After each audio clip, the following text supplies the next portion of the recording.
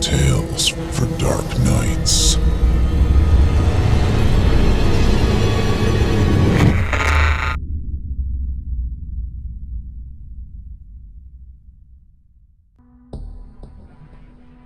Good evening. For your enjoyment, we'd like to bring you this spine-chilling tale of terror from my personal collection.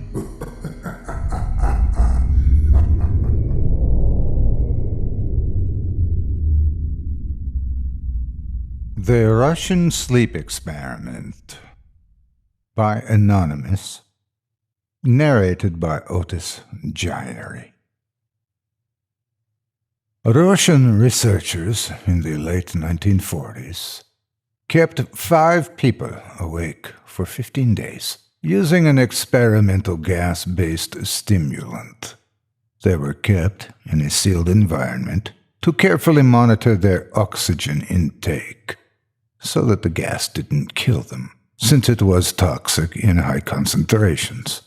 This was before closed-circuit cameras, so they had only microphones and 5-inch thick glass porthole-sized windows into the chamber to monitor them.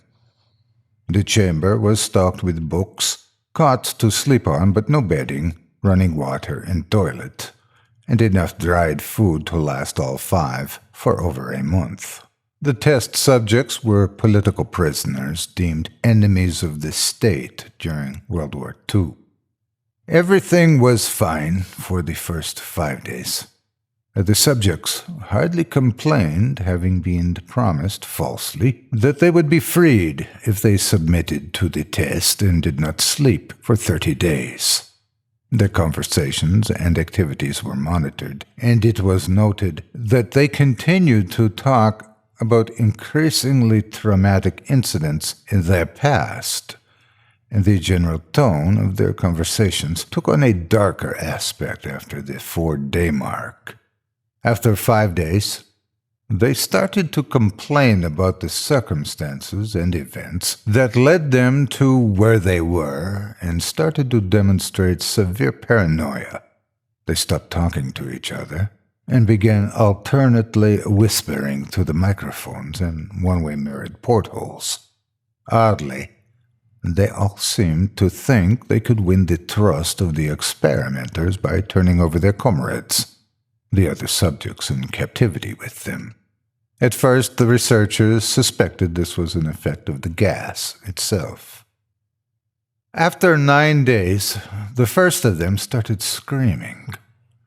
He ran the length of the chamber, repeatedly yelling at the top of his lungs for 3 straight hours, continued attempting to scream, but was only able to produce occasional squeaks. The researchers postulated that he had physically torn his vocal cords. The most surprising thing about his behavior is how the other captives reacted to it, or rather didn't react to it. They continued whispering to the microphones until the second of the captives started to scream. The 2 non-screaming captives took the books apart, smeared page after page with their own feces, and pasted them calmly over the glass portholes.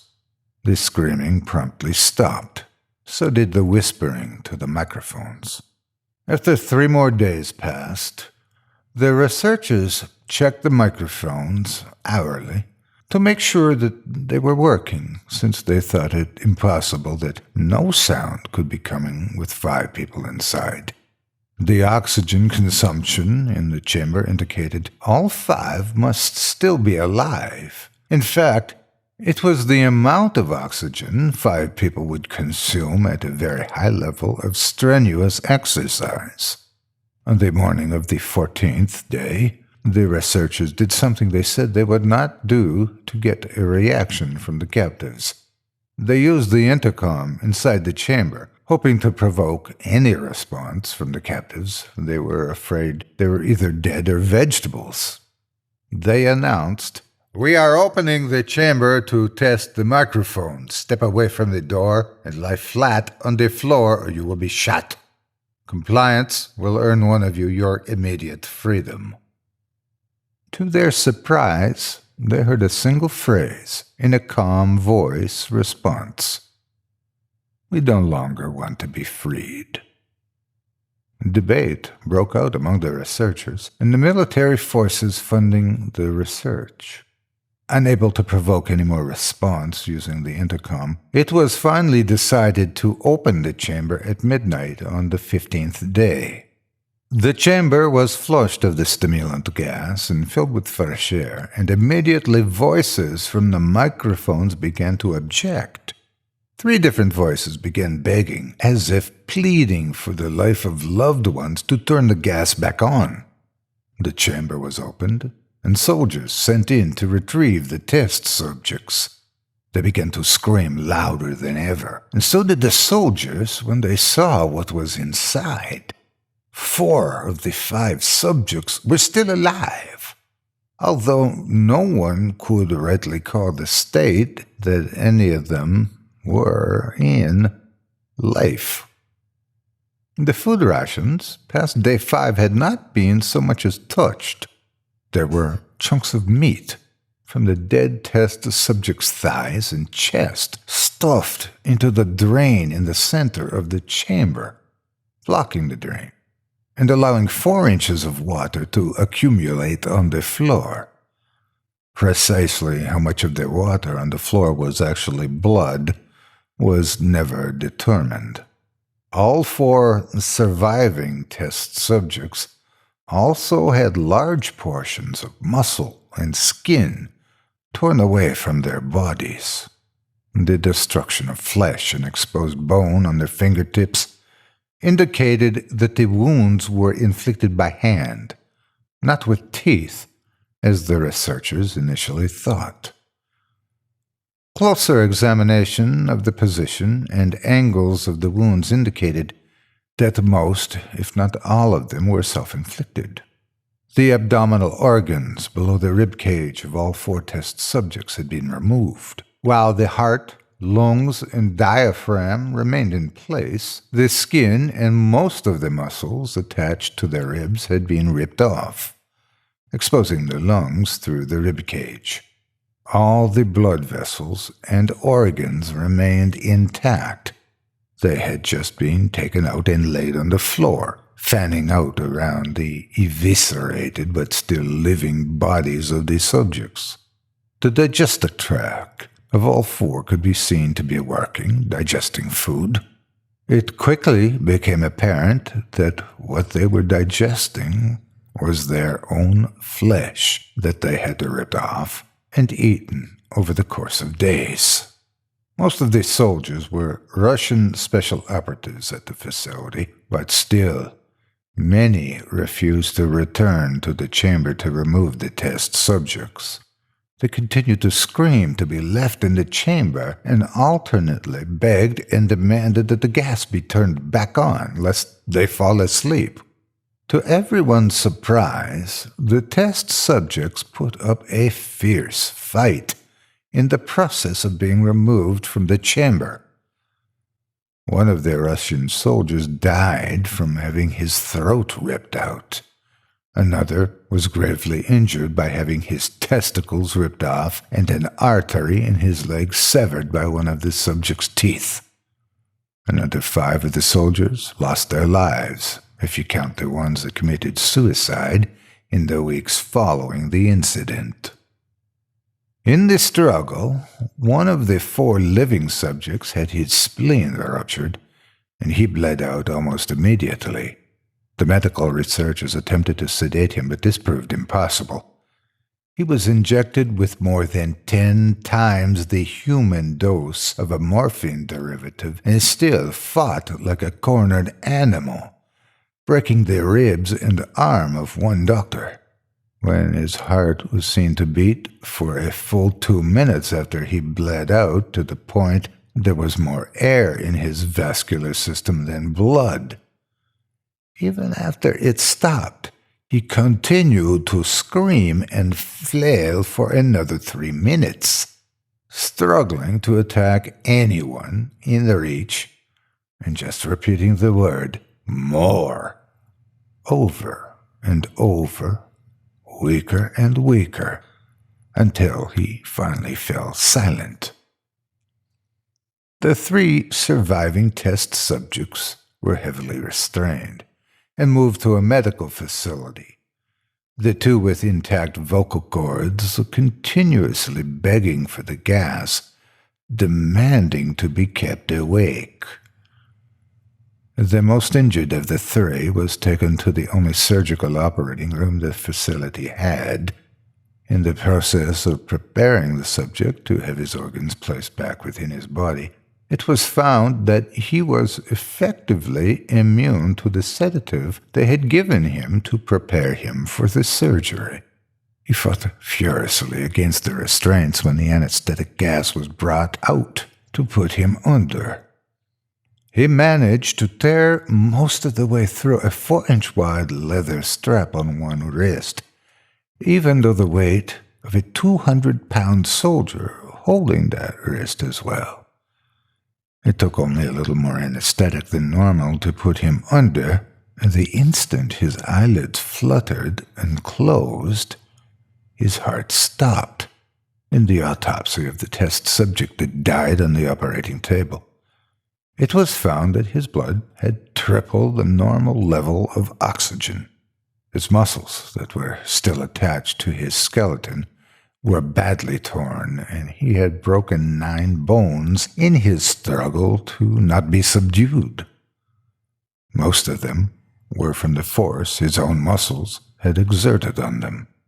The second survivor had been the first of the group of 5 to start screaming.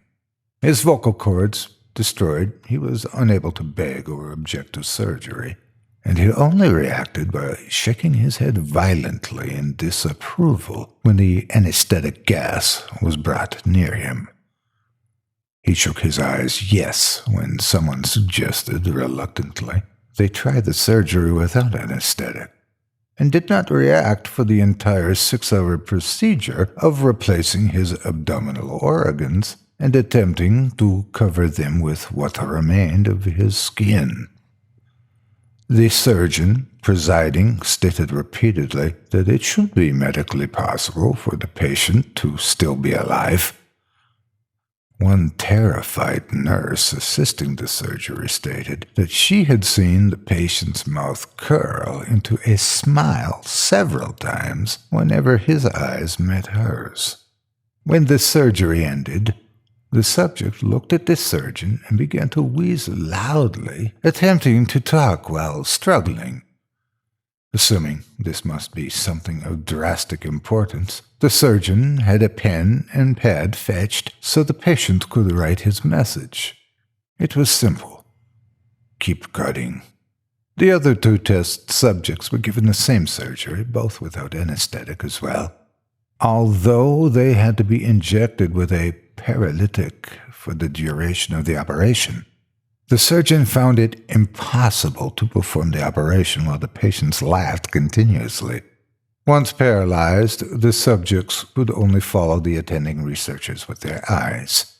The paralytic cleared their system in an abnormally short period of time, and they were soon trying to escape their bonds.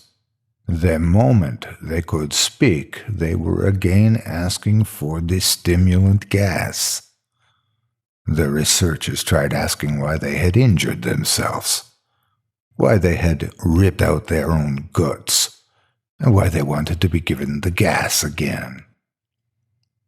Only one response was given: I must remain awake. All 3 subjects' restraints were reinforced, and they were placed back into the chamber, awaiting determination as to what should be done with them. The researchers, facing the wrath of their military benefactors for having failed the stated goals of their project, considered euthanizing the surviving subjects. The commanding officer, an ex-KGB, instead saw potential and wanted to see what would happen if they were put back on the gas. The researchers strongly objected, but were overruled. In preparation for being sealed in the chamber again, the subjects were connected to an EEG monitor and had their restraints padded for long-term confinement. To everyone's surprise, all three stopped struggling the moment it was let slip that they were going back on the gas. It was obvious that at this point all three were putting up a great struggle to stay awake. One of the subjects that could speak was humming loudly and continuously. The mute subject was straining his legs against the leather bonds with all his might, first left, then right, then left again for something to focus on. The remaining subject was holding his head off his pillow and blinking rapidly. Having been the first to be wired for EEG, most of the researchers were monitoring his brainwaves in surprise. They were normal most of the time, but sometimes flatlined inexplicably. It looked as if he were repeatedly suffering brain death before returning to normal. As they focused on paper scrolling out of the brainwave monitor, only one nurse saw his eyes slip shut at the same moment his head hit the pillow. His brainwaves immediately changed to that of deep sleep, then flatlined for the last time as his heart simultaneously stopped. The only remaining subject that could speak started screaming to be sealed in now. His brainwaves showed the same flat lines as one who had just died from falling asleep. The commander gave the order to seal the chamber with both subjects inside, as well as 3 researchers. One of the named 3 immediately drew his gun and shot the commander point blank between the eyes, then turned the gun on the mute subject and blew his brains out as well. He pointed his gun at the remaining subject, still restrained to a bed as the remaining members of the medical and research team fled the room. "I won't be locked in here with these things, not with you," he screamed at the man strapped to the table. "What are you?" he demanded. "I must know." The subject smiled. "Have you forgotten so easily?" the subject asked. "We are you. We are the madness that lurks within you all, begging to be free at every moment in your deepest animal mind. We are what you hide from in your beds every night. We are what you sedate into silence and paralysis when you go to the nocturnal haven where we cannot tread." The researcher paused. Then aimed at the subject's heart and fired. The EEG flatlined as the subject weakly choked out. "So nearly free."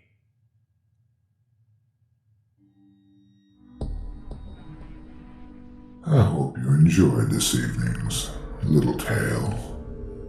Until next time, bundle up, stay warm, sleep tight.